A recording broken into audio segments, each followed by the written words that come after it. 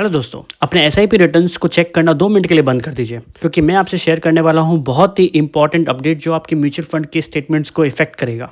पिछले 10 सालों से आपको यही बताया गया है कि एक्सपेंस रेशियो में सब कुछ इंक्लूडेड होता है, लेकिन जनवरी 2026 से सेबी ने रूल्स में बदलाव ला दिया है। अब एक नया टर्म आया है जिसे हम कहते हैं BER। क्या ये आपका फायदे का है या नुकसान का सौदा? आइए देखते हैं।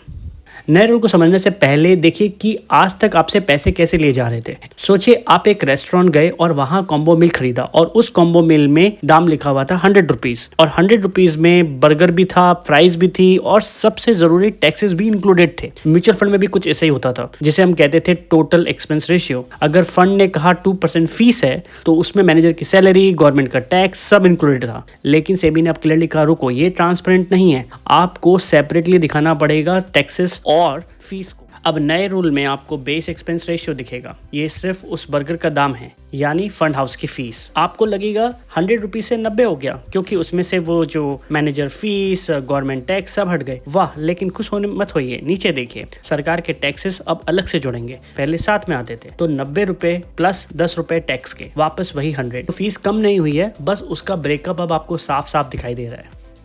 लेकिन दोस्तों, एक जगह आपका असली फायदा भी हुआ है, वो है हिडन ट्रेडिंग कॉस्ट। पहले फंड आपसे ट्रेडिंग शेयर खरीदने बेचने के लिए 12 पैसे तक चार्ज करते थे। सेबी ने इसे काट कर अब आधा कर दिया है, मतलब 6 पैसे कर दिया है, और वो छोटा सा एग्जिट लोड अलाउंसेस वो पूरी तरह से खत्म हो गया। कंक्लूजन ये है, नया बिल साफ सुथरा है। शुरू में शायद सस्ता ना लगे, लेकिन लॉन्ग टर्म में ये ट्रेडिंग कॉस्ट बचाने से आपका फायदा जरूर होगा। सब्सक्राइब करें इन सिंपल वर्ड्स को, क्योंकि हम हर चीजों को सिंपल शब्दों में समझाने की कोशिश करते हैं। आपको ये वीडियो अच्छा लगा तो लाइक एंड सब्सक्राइब करना ना भूलें। Signing off.